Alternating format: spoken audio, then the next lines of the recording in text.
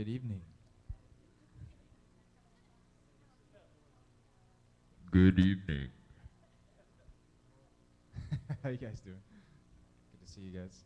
Well, hey, let's open up with a word of prayer to start off with. Father, we thank you for all that you do. God, I thank you for who you are and how you relate to us and how you love us so much, God, and how you love to just lavish yourself on us. God, I thank you for this place that we can come and worship and to fellowship, talk about you and all the things that you're doing in our lives. God, I thank you for all the faces in here, God, all the people that have come tonight, and I just pray that you would bless them tremendously, just with your love, with your grace and mercy, with your peace. God, I pray that tonight, as we're sharing about Mexico and our experiences in Mexico, God, that just the testimonies that come forth would just bring glory to you, that we could draw closer to you through them and draw closer together as well through fellowship. God, I just thank you for our trip in Mexico and what it's been for all of us. I just pray that you continue that work that you've already started in us. And again, we just love you and we thank you for this time. In Jesus' name, amen. Well, I guess I will begin by just kind of elaborating on some of the stuff that happened in Mexico with me. I thought we'd forego worship tonight. I figure you guys would be okay with that, so we have a little bit more time to hear the testimonies and stuff, because there's a few of us that wanted to share. So I hope you guys don't mind that. But just to start, for myself, this is my third time going to Mexico this year, and this was probably my favorite trip, my best trip for me. I had one little mishap traveling out to San Diego, but that was about it. Everything else went really smooth. The food was very nice for me. They did a little bit more Mexican this year than I was used to the last couple of years, so I always like that. Mexican's like my favorite. But I think the one thing that stuck out to me the most, besides the story about the family that I told you guys about on Sunday, which I'll tell you about again in just a second, the thing that stuck out to me the most and what God really kind of impressed on my heart through the trip was not necessarily the importance of us interacting with the people of Mexico, but really how we interacted with each other. The guys on the trip, we went with two other churches, several guys that we just met, we never met before, a couple guys that we had known before. But it was just really cool to see, for me, just how we interacted and how God really just built relationships and really, I really saw the purpose, not just being for the mission, but being for a relationship, if that makes sense. Just us coming together and uniting for one purpose down there, it just really was encouraging to me, and I'm sure for everyone else. Welcome, gentlemen. Good to see you guys again. But yeah, so I remember a couple times at our morning devotion, we do a devotion every morning in Mexico before we start the day, before breakfast, and I just remember thinking several times, several mornings, just how God wanted us to focus a lot on our relationships with each other. And yes, we're doing something really awesome in Mexico, and you're going to hear all about that in just a second from other people. But I really felt like God was impressing to me just that need for us as a body. There was, 13 of us from our group from here that went, and several others. We had like 26 or 7 total. So there was just a lot of room for us to grow together as a group. And so just to see God drawing us together, uniting us as one body, especially since I'm just teaching on the peace and the unity in the body of Christ this week and last week. Just really cool how God's tying everything together for me. But that was really a big focal point for me, was just the unity in the body. We're working out the gospel in physical form together. It was really cool. But also, to elaborate a little bit more on the story that spoke to me the most, just the family that we got to help outside the ministry, the direct ministry there at Casa del Pastor. Because of our ministry at Casa del Pastor, we got to reach out to the community and help a family that really needed some help build their house, finish building their house, and establish a relationship with them. And so I don't know, for you guys, you might have already heard me share the story, but really, God really just revealed to me the gospel at a greater level than I've ever seen before. When David shook the guy's hand of this guy whose house we were building or helping build, and said that it wasn't us that was doing it for him, it was the Lord doing it for him. It just really hit me like a ton of bricks. That is the reason for the gospel. That is the gospel in action right there. Because if it wasn't for the gospel, number one, and it wasn't for our response to the gospel, if it wasn't for me responding when I was 15 and David responding when he was 9, I think he was 9, right? And Scott and everybody, if it wasn't for everybody's response to the gospel at whatever point in their life, we wouldn't have been there in that moment helping that guy. And he wouldn't have seen the gospel being manifest in that way. And it was just a huge impact on my life, and I hope on y'all's as well. I hope you guys all saw the same thing, because it's just a really cool thing. And I hope that we as a church and myself can continue to walk in that direction, continue to, in our missions, in that mission in particular, continue to reach out to the community down there, and also, in any missions that we're in any facet of our lives, that we continue that mindset of just making the gospel a physical, manifested thing. Does that make sense? So that's what God did for me in Mexico. I'd like to open it up for whichever one of you guys would like to share next. Has Terry made it in yet? Terry's not here. Oh, there he is. Hiding behind David. How about you, Terry? No, you got good stuff to say. You didn't say it all. Hey, my name's Terry, and this was my This was my third mission trip, and I always question, am I supposed to go this year, and even from the first year and the last year and this year, and I think the first year God didn't let me know until right before I went, and so even the second year I was like, am I supposed to go this year? And He doesn't always give us our answers when we want them.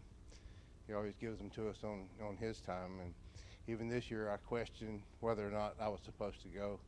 But although I bought my tickets early, I said I'm not going to wait around and find out. I'm just going to get my tickets and go. So, He doesn't always let us know until we're there or whatever. But, I kind of took on, or was assigned the paint crew to paint in schools, which, I guess I get to interact with the people there a little bit more, even though I don't understand the English or their language, and they don't understand mine. We understand a lot of the body language. And these kids, just to see their faces whenever they find out they're going to get their schoolroom painted, is just, it just gets to you, And the schools there, I found out when I was there, the government builds the schools. They supply the desk, and after they do the first initial setup, that's it. They don't do anymore. It's up to the teachers to take a collection to get their room painted. The government doesn't buy supplies for them, so it's up to the teachers to get their own supplies.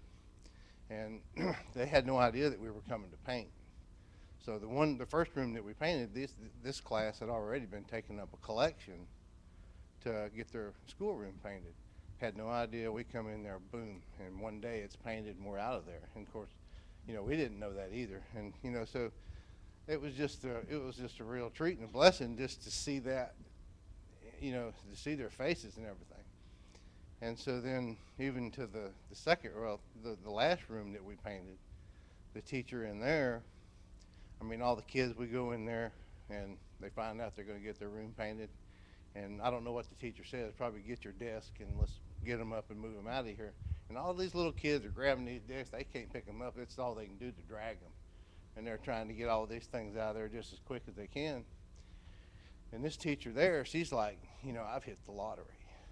Just getting her schoolroom painted, just that much. And it's just an amazing thing to see that. And as Jason was saying, the fellowship, I think, that for me, the first year and the second year and even this year, it's just a fellowship with all the people that are on the trip, and it's just, it's an amazing thing. And there's several hundreds of stories that we can tell. And if you ever hear about one that somebody run off the road and their power steering pump. That was just total coincidence, regardless of what they might say. But anyway, just I think the fellowship and yeah, did you not hear about that? We're going down the road. We're coming back from Ensenada in the mountain, and Jason, I glance over, and Jason says, "Terry." Well, the van, the front tire dropped off the road and just kind of skidded down the road a little bit, but we recovered from that. And but anyway, just the fellowship and all that's just the greatest thing. It is, and you know, in the home fellowships that we have back here on the board back here, you know, I think we all from one fellowship group ought to move to another one every week just to, you know, to move around. I thought about that the other night, you know, and just one out of this group go to this one and one out of that one and just rotate somebody around every week. And because the fellowship is, I mean, that's the key to it all. And I guess I could rattle on and on, but I'm going to give it to somebody else. Scott. Thank you.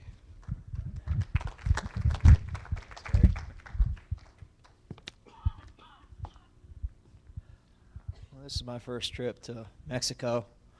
I made a trip 10 years ago almost to Papua New Guinea. It was awesome too, but sorry. This is my first trip to Mexico, and it was really awesome. Had a good trip out there. You know, as Jason said, you know, the camaraderie and the fellowship with everybody was really awesome. You know, people that we've never met, and everybody just hit it off so good, and everybody had a real can-do attitude. I was on the roofing crew. We roofed 4 houses, and you know, it was a good tired every night. You know? The thing that really struck me about the trip was when the first morning that we went over to the casa and we started unloading all these beans and rice, and I'm carrying this big bag of rice inside, and I bet 5 different kids just came up and just hugged my leg, just, you know, that was as high as they could reach, you know? And there was like 5 of them came out and just grabbed this one big bag, and they're all lugging it in there. And, you know, it was really cool to see. And but the thing that really struck me was the day we went to the work camp, and you know, the parents get on a bus and go work in the fields every day, and the children are left alone. And it, you know, I could see my grandchildren. You know, I could see my 5-year-old grandchild taking care of the 2-year-old, walking around all by themselves, all alone, all day. It just tore me up. You know, pretty rough-looking character, but you know, I had a serious lump in my throat all day while we were there. It was really amazing, and I helped ladle the food out. I took the ladle away from Terry so I could get up in there and interact with the kids a little bit. And you know, we were about to run out. They kept telling me, "You need to give a little less. You need to give a little less." You know, there was still all these kids that had to be fed. And these children they're almost feral. They're trying to survive, trying to get something to eat, and they're getting back in line. And some even went so far as to go and change their shirt and get back in line. And it was amazing. And you know, we still had all these other kids to feed, and it was, you know, we were running low. So somebody had, I don't know, 4 or 5 cans of beans, and we poured those in there, and a couple of bottles of water and a bottle of hot sauce, and we stirred it all up, and we had just enough. And it worked out just right. It was really amazing. You know, those children, they were just so thankful, and you know, it was probably the best meal they had in weeks. And I was just happy to be able to bless them like that, you know. That was what, you know, really touched my heart there, was those children. And we had fun at the casa, you know. I had a picture of Terry making Fruit Loop necklaces, you know, with the children there. I do this little mouse trick with a handkerchief, and I had like, you know, 20 kids all around me every time I went there. "Donde está un ratoncito?" Where's the little mouse, you know? So I had a lot of fun there too. But I definitely want to go again. And my wife's been several years ago, and we're going to try to both make the trip together this time. And anyway, all right, you're next, Alex.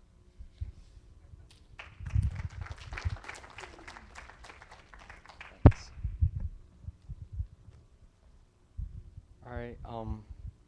The Mexico trip that we went on. It was my first missions trip. It was my first time out of the country without my parents, and it was um, it was something I can't explain it because God just I expected one thing and it turned out to be another, and um, I did VBS with the kids. I was going to do um, work stuff with Terry and Scott and all them, and I ended up doing VBS, and it just to see all those kids all happy and everything when they don't even have a book to read, when they don't have really anything. They were so happy and everything just to see me be there and interact with them. It was I mean I was crying most of the time because I was crying out of joy. And there's this one kid, Manuel, and the first day after we did our skit and our songs and everything, we were doing a art project, and he came up and he was crying, and I asked him why he was crying, and he wouldn't tell me, and he just kept crying and crying, and finally he was like, I want my daddy. And the CASA, no men are allowed. He didn't have his dad. His dad wasn't there, and he was just he wanted his dad, and yeah, I just picked him up and I start crying because I've never really had somebody come crying to me saying they want their dad, and it was I mean it was something that I can't really explain. I can't put into words, but long story short, we hit off really really well, and by the end of the day he was calling me his dad. I had become that fatherly figure, the man figure that he needed, and him and I were just hanging out the rest of the time, and he was just 4 or 5, and he it was it was something else. I mean, it really hit me, and it made me really think, how lucky I am to have parents that care for me. I don't have a dad who's going to beat my mom or beat my siblings and everything, and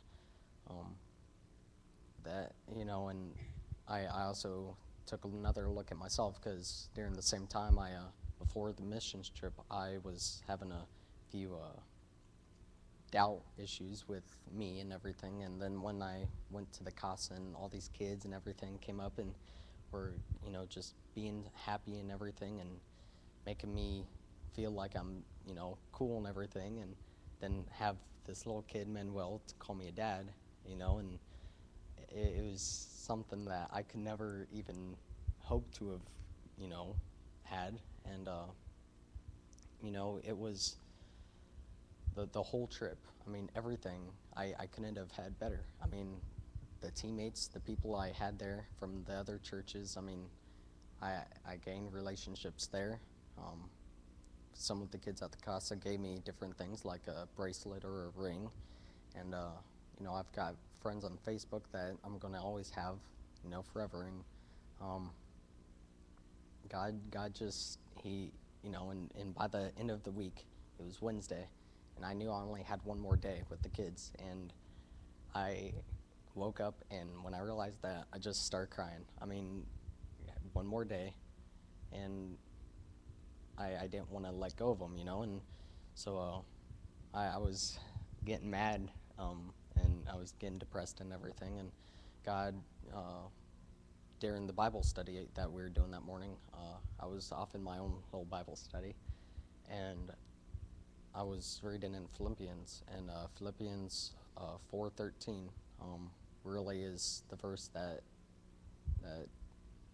told me that I'm going to be able to do everything, and Um, I'm going to try to quote it. Probably won't be good, but Philippians 4:13 is rejoice in the Lord always. Um, do not be anxious about everything, but in everything with prayer and thanksgiving and petition, pretty much give your request to God, and the peace of God, which transcends all understanding, will guard your hearts and your minds. And God made me a promise that I'd be going back next year, and I told them I was going to be going back, and they cried, and I cried, and I had a good time. Um, and, I really couldn't ask for anything better. I've never been happier in my life to see those kids. I've never been sadder in my life to leave. And I really just can't wait for next year.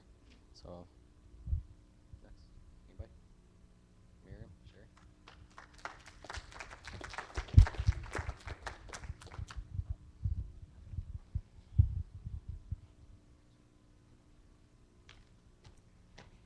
Good evening. I'm Sherry Easom, and my husband and I went on this trip together. This was our second trip. The first wonderful thing about this trip was I got 10 straight days with my husband, which doesn't happen very often. He travels a lot. He's in Dayton right now, so I'll kind of speak for both of us. But this was our second trip, and the best thing about the trip for me personally is that this is a chance for me to stretch out beyond my comfort zone. I never realized just how comfortable I am until you get into an environment where everything that you're used to is taken away from you. And going this year, knowing what I could expect, having been last year, I could actually laugh at the things that last year were kind of a little freaky to me, like, ants in your room and the door, to your room just being a hollow door with a little lock on it. And, everybody gets you all freaked out thinking it's such a dangerous place. But when you really put your faith in God and you really, really believe that you're there doing what you're supposed to do, then 100% you feel safe. Because if it's your time, it's your time. But if you're there for a purpose, you're going to be protected. And you don't feel any safer than you could feel than being at Valentina's, because it's a compound, and there's a little bitty dog that takes care of everything. Johnson. So, I miss my dog, so I get all my animal fixes there as well. But, Terry mentions there's all this camaraderie that happens. We become such a family there. And I have to admit, I kind of like it. This is the second year we were able to be in room number 2, and the party always happens right outside room number 2. So if I go to bed at 9 o'clock, I'm still a part of the party because it's all still happening right outside the room.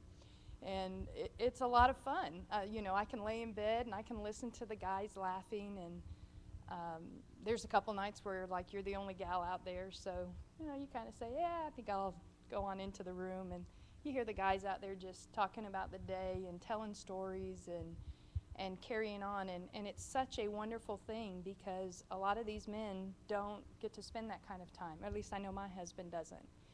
So to hear him say that one of the greatest things for him is just being able to spend time not just with me, but with people that he doesn't normally get to spend time with. So it's such a relationship for him. I own a quilt shop and do sewing machines.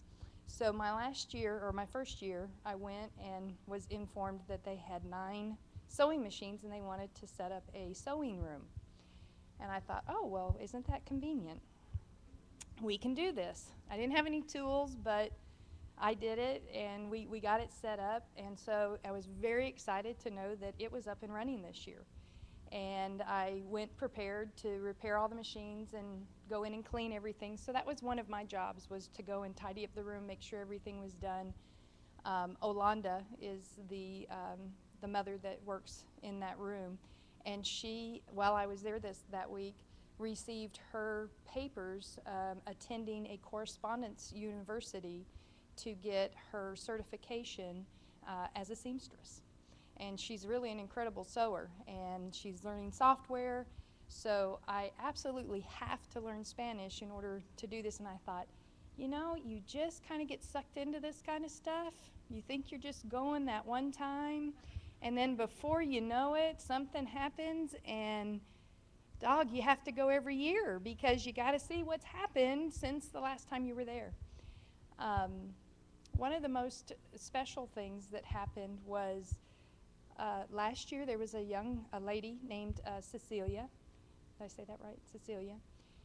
And she had 3 children.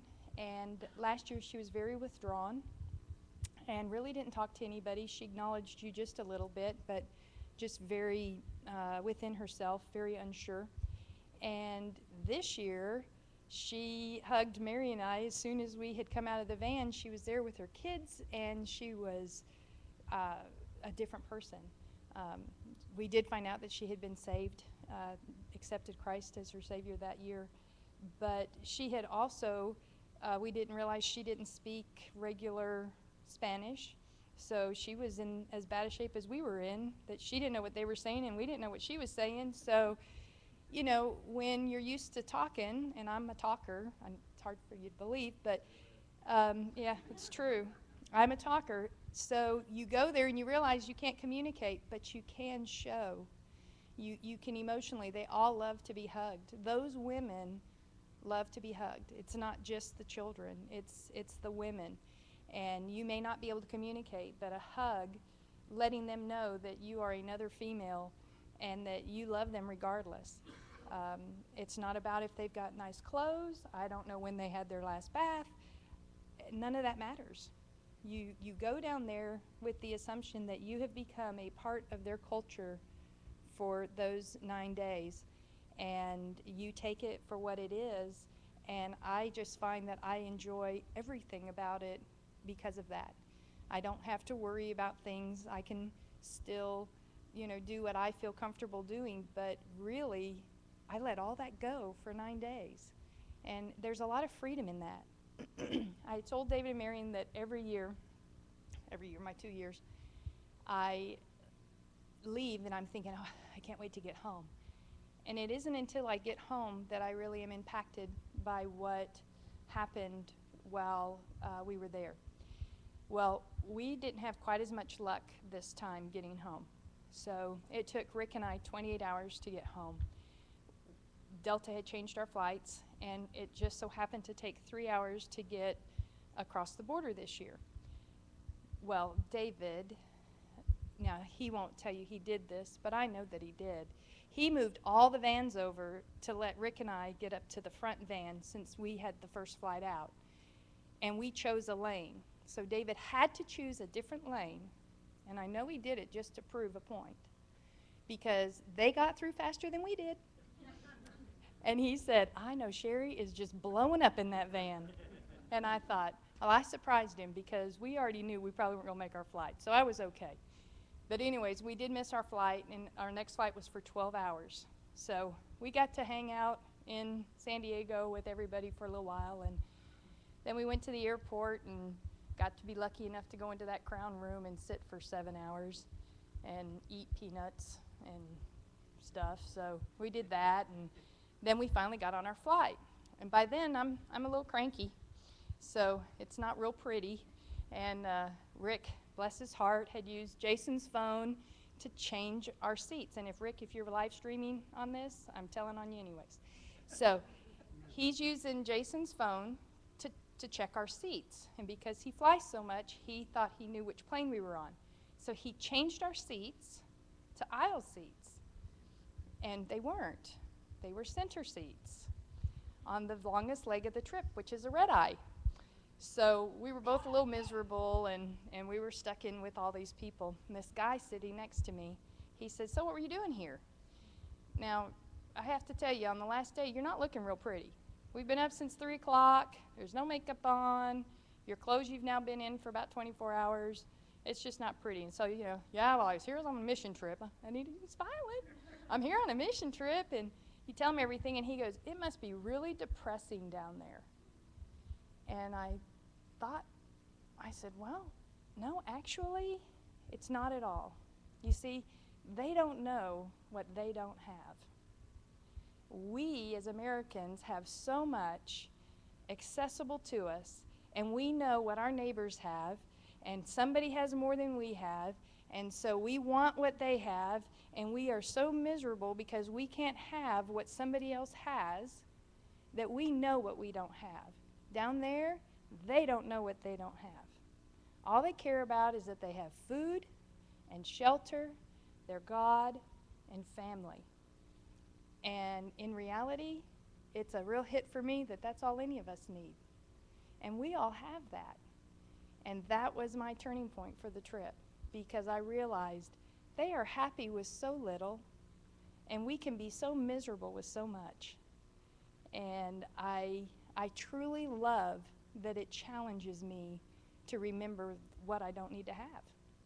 And so this mission trip, if you worry about anxiety or thinking that things aren't going to go a certain way, and you can just put on your happy face and really stretch yourself, I highly recommend that you go, because it's a great opportunity for you to learn about yourself and your faith and how a whole different society lives.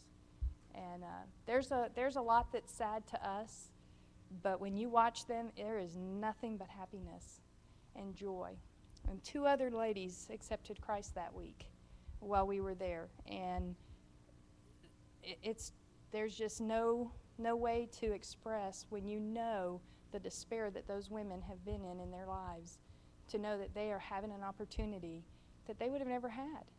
A female in America can own a home. A female in Mexico does not own a home.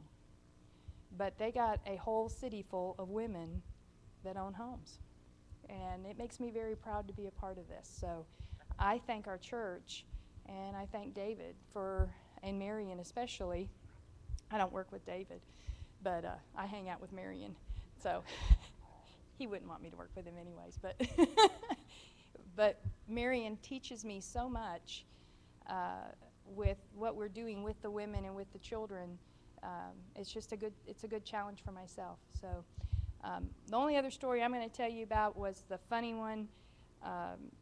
I've never had a guy ask me for my nail polish, but Terry, he got some kind of chigger bites, and so he came and he said, "Sherry, do you have any nail polish?" And the only thing I had was Rosita, little pink here.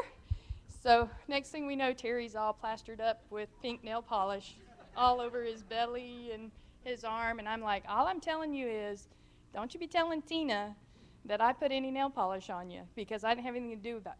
But then we were trying to get him to put it on Dalton and paint his toenails. We have some mean things going on.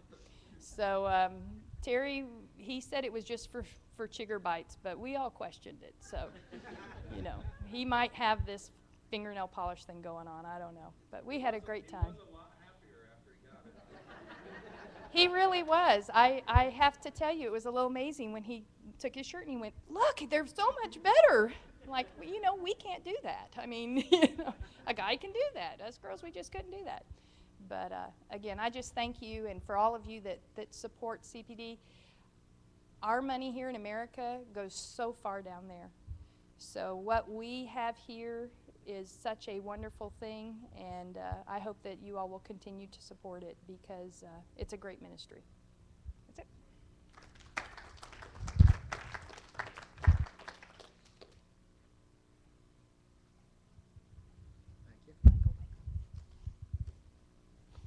Hi, I'm Michael. I've been a Christian for 7 now. This was my second time on this mission trip, because I went the year before, and I'm actually one of Miss Laird's Spanish students at Choctawhatchee. I just graduated. I actually got my IB diploma. I did fail Spanish. Don't kill me. I got a 3. I didn't know they killed the bull at the end of the fight, so I wrote wrong. My defense. But so this was my second time around, so I didn't know what to expect. I'd packed accordingly, and my big thing is that I do vacation Bible school with Miss Laird. I don't really do the work thing. And the first time I went down there, I was kind of disappointed going in, because I want to build stuff. I want to do stuff. And it was one of those things that it kind of grew on me throughout the week. And by the first time, I didn't want to leave. And then this year going in, I knew exactly what I'd be doing. And Alex kind of gave me gave me business for it just because he's like, oh, you're going to help all the little kids. Ah, ah. I was like, yeah, I'm doing what I'm good at, bro. But no, to me, I love it so much because it gives me a chance to do what I'm good at back here at home, just in Spanish.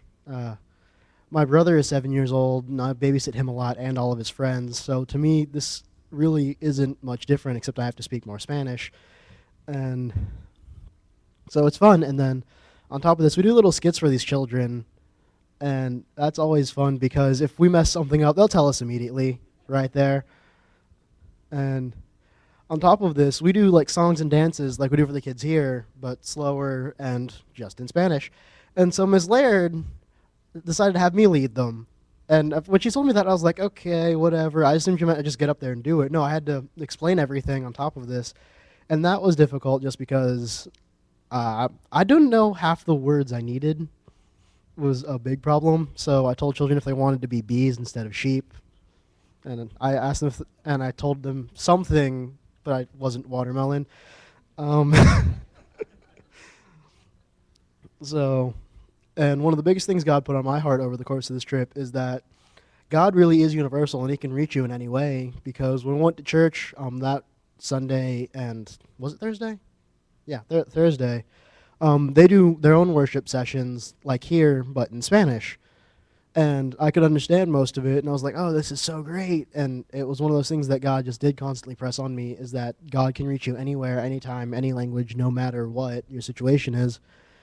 Because these women, like you've already heard, weren't coming from good situations. And that's one of the things the Lord has really put in my heart, because listening to those worship songs, I just thought to myself, wow, I could actually get up there and do that if I had to. Like, that was the biggest thing to me, was that I had the capability to do more than I even thought was possible before being there.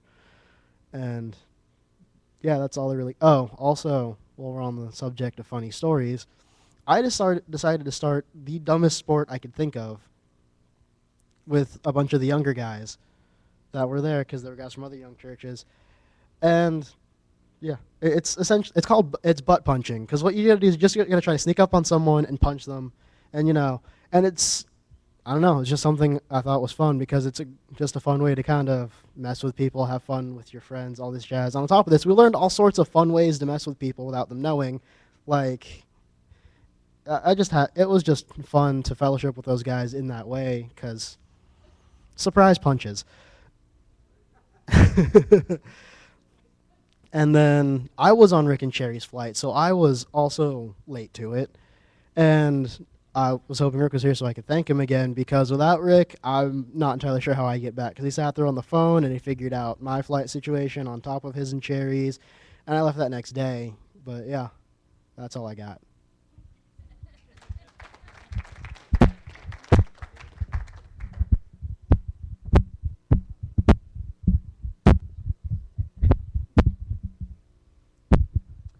Um,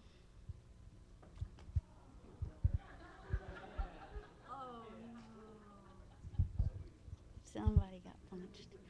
Um, I didn't mean to set Michael up with that whole leading the worship thing. Um, I did it the first 2 days. And to me, it's really important because we sing all these English songs. And I want them to know, they need to know what it is we're singing about. Because as soon as we arrive, they start running out at us and they say things to me, very big God. And I know they want us to sing, very big God move, right? And they'll do sheep, ba ba ba ba, I know what they want, they remember us. And so for those of you who support us either financially or through prayer, just know that it's paying out. I mean, these kids, they remember us from year to year. They know our little songs, and they know what those little songs mean because I go over them every day. Well, this year just for 2 days, and then Michael picked up the slack, okay? He didn't even know it, okay? I got in there the third day, I said, there you go. And so he stepped up, and that to me was my biggest blessing of the whole thing, is he, with Alex's help, okay, he tries to play a real low thing. He's like, oh, I only had 1 year of Spanish. I'm like, tough, suck it up, you're going, So the two of them, they let them through, and everybody else, on the team helped out also. But you know, even if he did ask them if they want to be bees instead of ovejas, those kids knew what was going on, and they did. They corrected him immediately. No, you know. I mean, and these kids are just amazing. I mean, if you ever think about wanting to go, I don't do little kids, okay? I don't work children's ministry because I teach high school, okay? I don't do little kids, but I do those little kids. I don't know why, okay? But I do. And I guess, that's just what God told me I'm supposed to be doing while I'm down there. But, I just have really great people go along with us, helping us out. And you think about all the people on our team who go. There are people who've never said Spanish before in their life, and I give them a piece of paper, and it's got the Spanish script on it. It's got the English line right underneath it. So here we go. Let's practice, okay? This year I was lucky to have Michael with me too, to, last year also to help them with their pronunciation and everybody's just so great. I mean, they stick that little bandana and headband on their head, and they may be gyrus, They just go with it, they say those lines in Spanish and put up with the kids correcting them and everything. But, the kids get so much out of it, and with our silly little skits. And Alex, I think I stuck him one afternoon. I don't remember where I was going. He wanted to go back to the casa and play. Poor guy. I said, here, take the sidewalk chalk. I gave him this big box of like 48 mega sticks of sidewalk. He didn't know. He didn't know what to expect from those children with sidewalk chalk, because they can do things we never thought of. They paint their face and everything. But and he even came back with chalk. That was a miracle right there. I was like, how'd you get chalk back? I've never gotten chalk back from these kids. I told him to give it back. So, but that was my biggest blessing on the whole trip, was watching Michael and Alex, just their interaction and the love they had for those kids and how much the kids loved them. Alex he had some, misgivings about going in. He's like, I don't know if I'm going to like this. I'm like, they're going to love you. They're just going to love you. Just take my word for it. And he found out. They do. They just loved him, And then the last day, we always do my Fruit Loop necklace thing. And all week long, our first day, Monday, they're asking me, are we doing cereal necklaces? And I was like, yes, we are. Okay. Then when, so I told them they had to wait till Friday afternoon, because I always make the whole group go, because I want the men there too. They don't get an opportunity to be there, and those kids need to see positive men role models. And so we all go in, and you would think it was Christmas. They get a stinking little baggie with Fruit Loops and a nylon string, and they make necklaces. But it's great, it's so much fun. And so, the men, they really step up every year and go with me over there, because I just want the kids to have that opportunity to be with them, and for them to be with those kids and see what it is we're there for. And while we're on, Jason was talking about the family that we did the extra roof for and the floor for. Those kids got involved at CDP. The mother never lived there, but they're part of the child care. They supply child care to kids for their moms when they go out working in the fields. And this family has 3 children, and the oldest one, I think he's been going there almost as long as I've been going there, for his child care. And they're the ones that got the parents to go to church. And so they started going to Calvary Chapel there in town because of their, everything they were learning at Casa del Pastor. And, through everything, Lisa and Jeannie and Shelley, all they're pouring into them. And so they got the whole family involved. And now it's a whole church-going family, just because of what those 3 little kids did. And God chose to really bless them for it this year. And so I'm just glad our guys got to put that floor down for that family, and they're going to be in that house probably by this winter. It's going to be a cool thing.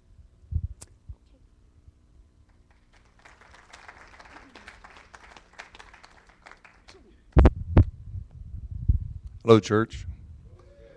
Isn't it a lot louder when you put the microphone closer to your mouth? Well, you know, I've been listening tonight, and I'm just overwhelmed.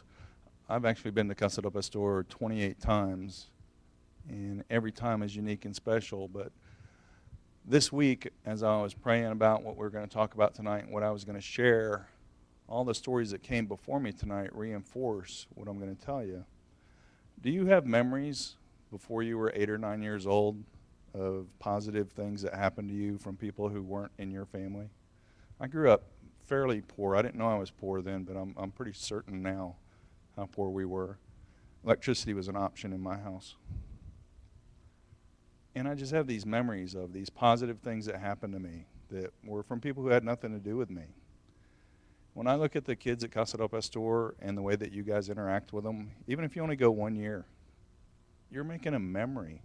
You don't realize it in the moment because you're just having a good time. It's not necessarily a vacation. It is a vacation away from what you're doing. But in the moment, you don't realize it because you haven't thought about it the way I do. But when I look at Alex with Manuel or with the other kids, I know he's going to remember their faces. They're going to be telling their kids about this crazy American that they met, and you know, the chalk face and the Fruit Loop necklace and all the little skits. And going down there, Miriam talked about the songs. We do 7 songs now. It would be impossible for me, but every year she adds a new biblically based song that talks about one of the Bible stories. The songs are always animated, and they're always in English. And the kids love them, and they pretty much insist that we do every song every day. I mean, and after we leave, the next team that comes behind us, you know, I get to talk to some of the other teams, and they're telling us about all these songs the kids know when they get there. It's just amazing. And some of the other teams bring store-bought VBS. I don't know if you've ever been in children's ministry, but there's a couple packages you can buy. And Miriam, they're just not good enough for her, so she always does her own. So when these people come behind us, you know, it pales in comparison. The town remembers us, especially Terry and I, because we pretty much buy every single bottle of Gatorade in that town every year. It's measured in hundreds. I want to tell a couple stories on Michael and Alex. You know, we travel on Friday so that we can do construction on Saturday, because everybody, you know, just like Sherry shared and Michael shared, everybody thinks they want to do construction. You know, I just want to do construction. I want to build something. I want to break something. And so we want to get down there on Saturday so everybody on the team has an opportunity to work on construction, and then they have Sunday to recover from it. And Miriam gets the Vacation Bible School people together, and they prepare and unpack everything and get all the different materials ready for the different days, so it's a little bit organized. And we usually we have devotions, eat breakfast, and then we divide up into vans. You know, there's a VBS van, there's a paint van, there's a construction van, there's a medical van. And you know who's driving which van, and you get in the van. And there weren't, you know, it's not regimented, or in my head it's not regimented. I'm certain other people have different opinions. I think I only know one way to lead. But, you know, I pretty much tell you what van to get in, I guess. And so Michael's in my construction van, and we get to the construction site, and I've got the guys. Rick's in charge of putting Angela's roof on, and he's got some people from Calvary Chapel Blythe helping him. And we go over to Lourdes' house, and we dump off the guys who are going to build the water tower for Lourdes and dig the cistern and then do Alma's. And we're standing over there, and Michael's in my face, which he's not a confrontational guy, which by the way, he is a tough guy. I mean, he genuinely is. He's a wrestler. He's not a weak guy. He's not effeminate. He's a wrestler. And the first year he went, we put him on dumping the concrete in the mixer for the floor. He's not a weak guy. So it's a choice. It may be a calling for him, but it's a choice. If he wanted to be on construction, he would. So with that caveat, he's in my face. Mr. Laird, you know, it's just, even my own kids call me Mr. Laird usually. Mr. Laird, I'm not supposed to be here. I'm not supposed to be here. I got in the wrong van. I'm supposed to be over at VBS Prep. I'm pretty certain Miss Laird's expecting me in VBS Prep. I'm not supposed to be here. I mean, he's adamant. I'm like, okay, Michael, we'll take care of that. And Alex is there. And so we put Alex on the end of a pick. It's a 6-foot iron pipe, because the caliche soil down there, you don't put a shovel into it generally. You put a pick into it, And Dr. Seitz, who's not here today, I think they went to Indiana to visit some family. Dr. Seitz is always, he wants to do construction on Saturday because he does medical the rest of the week. But he's pretty into it. He's a fit fellow, and he enjoys doing it. And I always give him the Alex. Last year he had Sam McLeod. And he's relentless on them. He puts them on the pick until they die. Alex has to dig a 5 by 5 by 4 foot hole in caliche, which even in sand, for a lot of us, that would be a daunting task. But in caliche, especially as the sun comes up and it gets warmer, okay. So I don't talk to Alex the rest of the week. That was Saturday. Sunday we go to church, and then Monday I never see Alex again. I'm not sure what happened, but I think the pick taught him he needed to be over in VBS, and I know the Lord wanted him in VBS. The people who have the most positive stories and the most fun are the people who are there to serve others and are there to answer the Lord's guiding to their lives and to answer those things that may be uncomfortable. And if you've never met these little children, or you have anxiety about the language barrier, or I think Sherry mentioned we don't know when they got a bath last time. They're fairly clean, but they don't smell as good as we do. And to see Alex and Michael jump in there and just be kids, it's amazing. It just blesses my heart, blesses my socks right off my body. And to counter that, to add to that, the people you're not seeing tonight are from the other churches.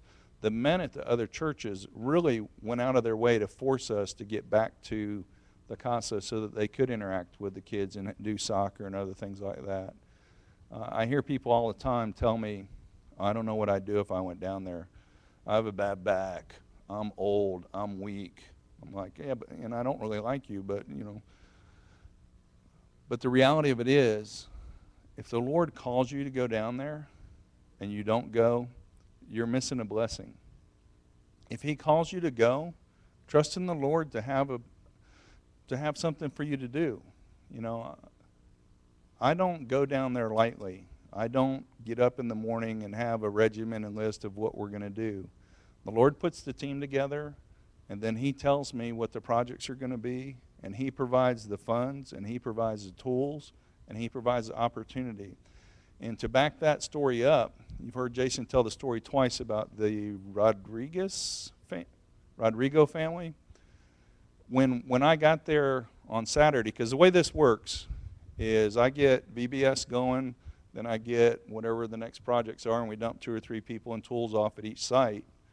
And then, I go get Gatorade for everybody. But generally on the first day, I'm with Lisa figuring out, all right, what else needs to be done? Because there's always a list of things. We're the first team to go down in the year, always. And not just the first June team. Nobody goes down ahead of us. We're the first team, and then the teams come after us. So this year, and Lisa knows that. She's not ignorant. She knows that she can ask us to do something. We're probably going to take care of it if we can. So I'm in the van with her. In some years previous, we had rewired a burned-out house. A family had a small fire, and we had an electrician, and we rewired it, and the guys from the rehab put a new roof on it. And in a week, they had a new house. Windows, doors, electricity, the whole thing. And so I'm in the van with her after breakfast, after getting everybody going, and she goes, we have another burned-out house. I'd really like to see if we could get a roof on it, get a wall up. And in my head, I'm thinking, I don't want to work on no burnt-out house. Good grief. It's not in my plan. I mean, really, I'm thinking this, Some people can't be honest about things. I'm telling you. I was like, I don't want to do this. And I always give her the same answer. Well, let's go look at it. Because in my head, I'm going, you never give me the whole story. You rarely ever know what's going on. Let's go look at it. So we go over and look, and somebody had already fixed the entire house. And then I'm thinking, oh, I'm such a heel. Oh, my gosh. Somebody took my blessing. And so it's bugging me throughout the week. Now, we did get to do an extra roof, and I'm going to go through this in a little more detail because I have about 12 more minutes left. We went down there with funds and plans to do 3 roofs, and we did 4. So our extra roof was for Martha. Martha's house was built in 2004. It had a roll roof on it and probably been leaking since 2003. So we put an architectural shingle roof on that house, and it's $986. I mean, it's not like prices are different down there. It's a lot of money, and the Lord provided. We had the funds, and we took care of that. And so we did that, and then Terry, they told us they only had one room to paint. That's the story that Shelley gave us, because we try and plan this stuff ahead of time, and Shelley's one of the missionaries, and she's the interface with the school, and she talked to the directors at the school, and they told her they needed one room painted, and she said, just get enough paint to do one room.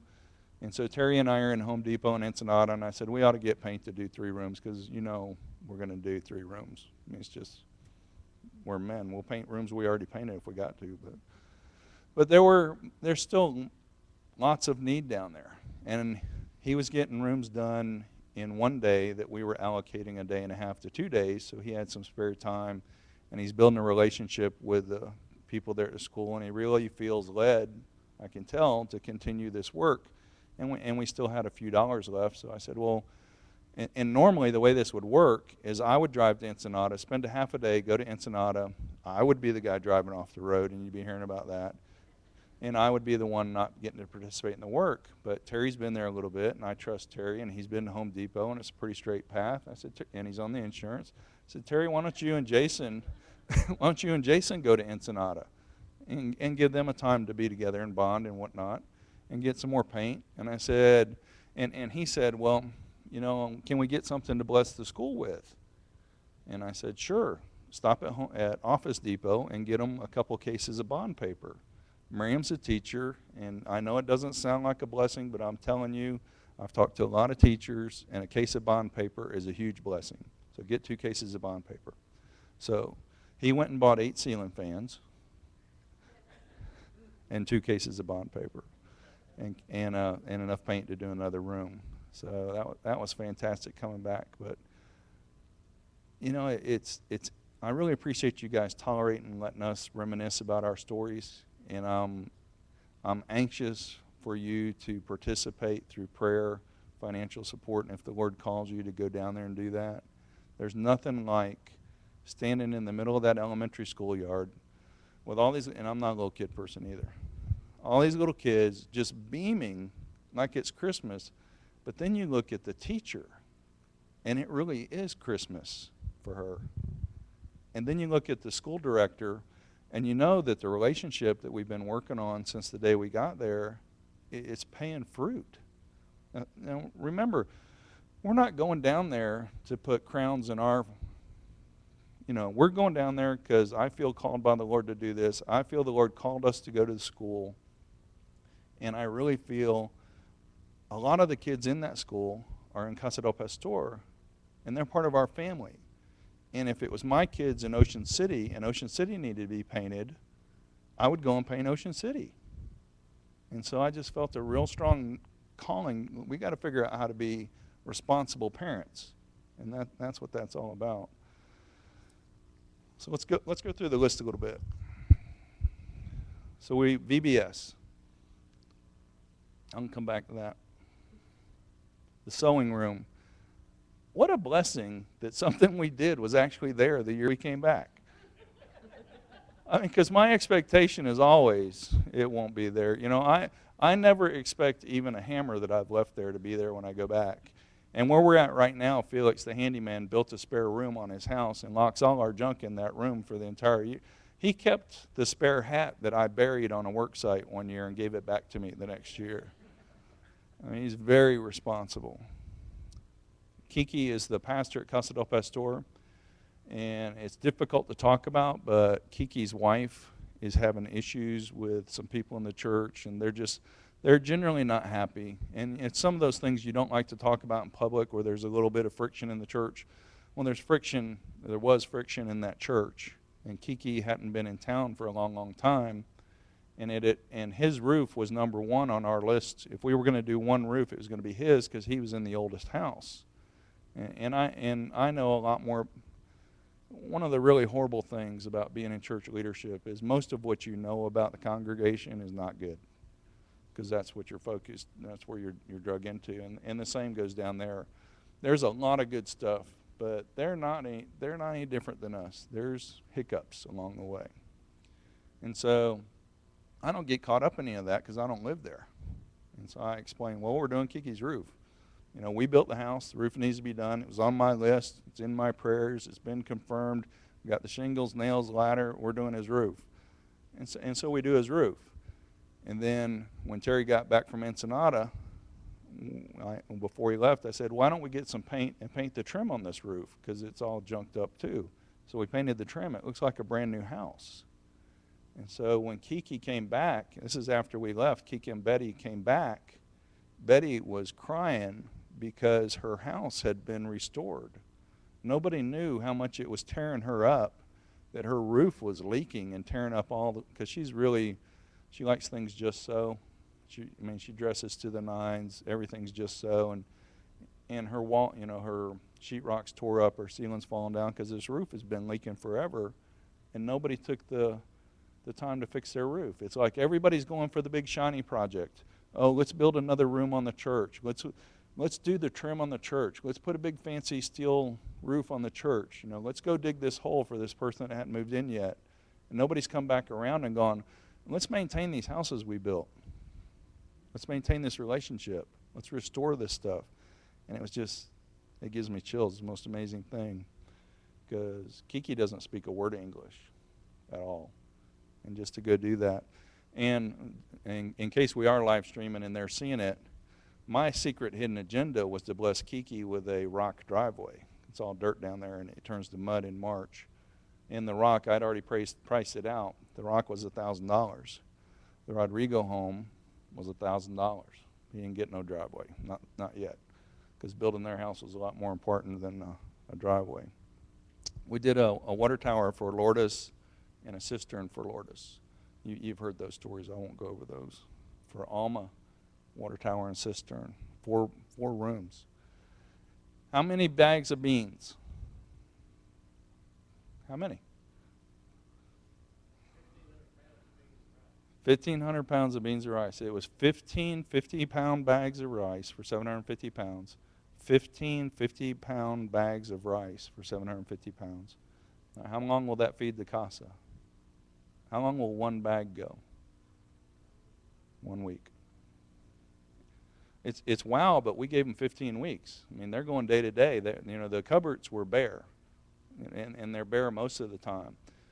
If I go down there just for dinner, like if I'm going to Asia on business, sometimes I'll get a early and a late flight, and I'll go down to San Vicente to have dinner at Mi Ranchito to get my muchacha, and then I'll go back home. I can't go to Casa del Pastor without 300 pounds of beans and rice. I'm just not going to do it. As long as I have an Amex card, I'm getting beans and rice. We took 2,500 pounds of water with us, because I'm kind of a freak about that water stuff. You don't drink the water in San Vicente, and Miriam goes through about 6 gallons a day. So each room got 5 gallons of water, and we had plenty of water there. It was very convenient. Just shows how spoiled we are, really. But I don't mind being spoiled. The Lord can spoil me all he wants. We went to the work camp. And we went with Calvary Chapel Blythe, and Calvary Chapel Blythe went with us last June and then again in October.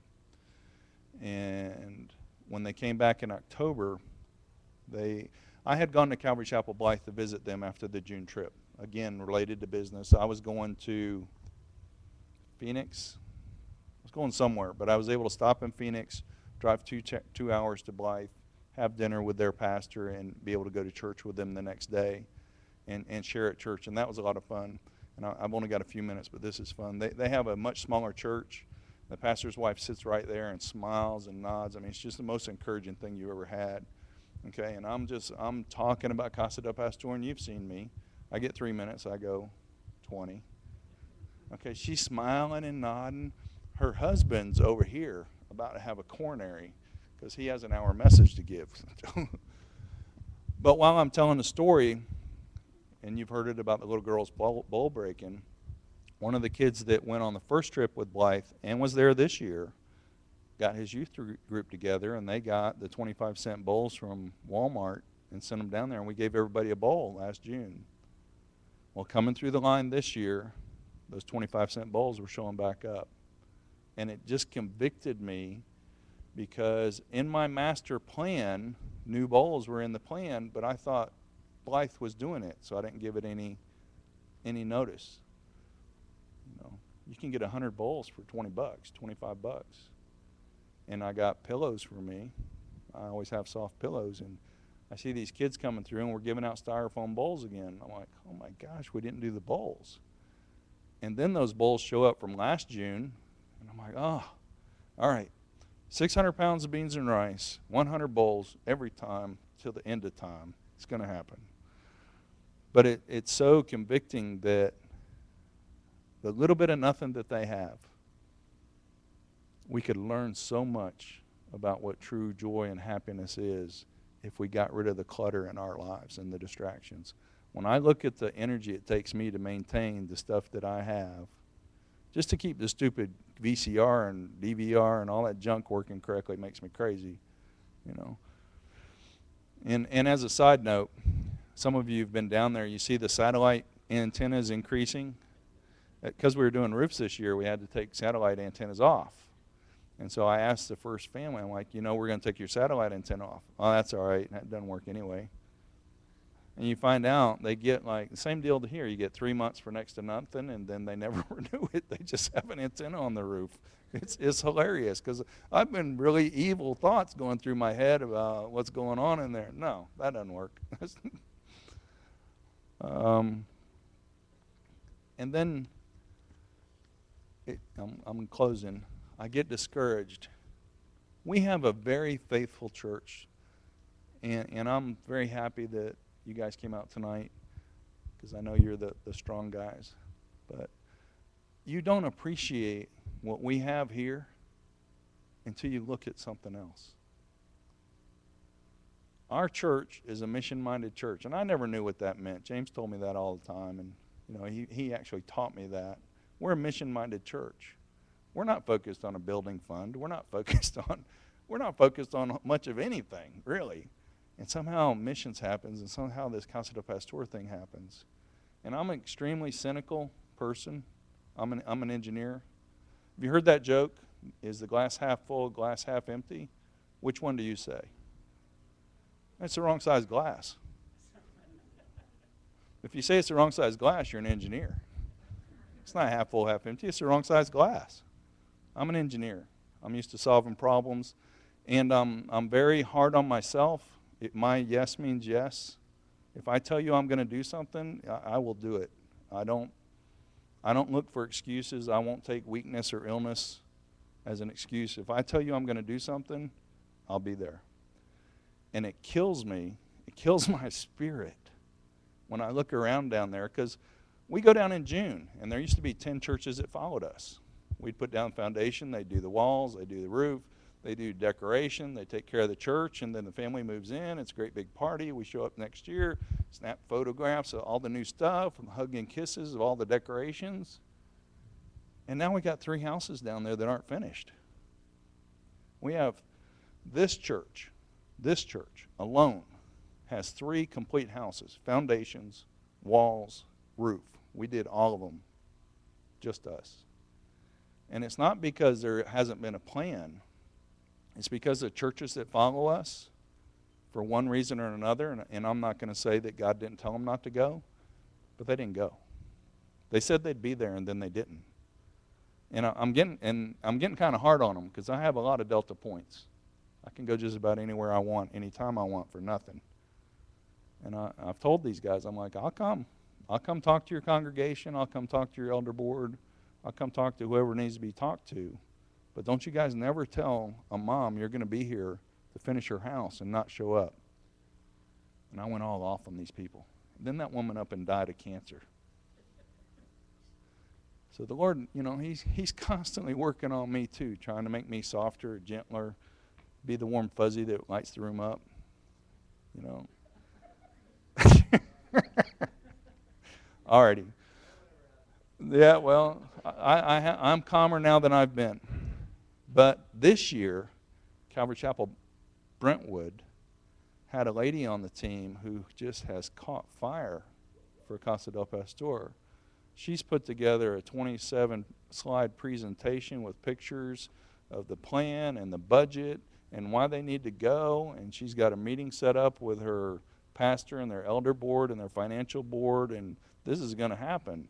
And then, as the Lord would line things up, Sherry and Rick are going to be at Brentwood, are going to be at church on, is it July? Of July. And Cornelia and Christo and me and Miriam are going to be there because Christo and I have work in Huntsville, and we'd already planned to go. So she's going to talk to their board on the 15th.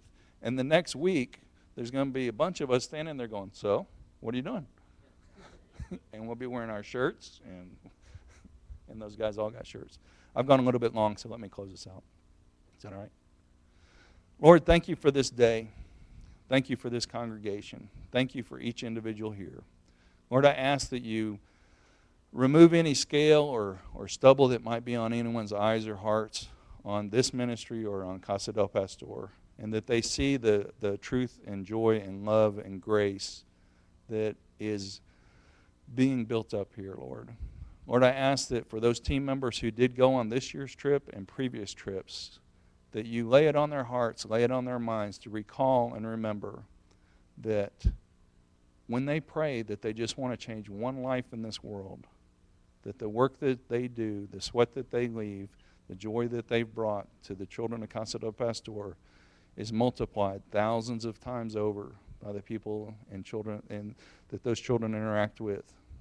Lord, I just ask that you bring it to the forefront of their minds anytime that they might be having those difficulties that we have here in life when someone hasn't charged us right or at a car repair facility, or the bill's goofed up, or when the food comes out at El Paso cold, that we remember the opportunity that you gave us in San Vicente to change a life, and that we answered that call, and that we will forever and ever know that we were there and we helped each and every one of them. Lord, I ask you to bless the leadership of this church, bless each person in it. In Jesus' name we pray. Amen.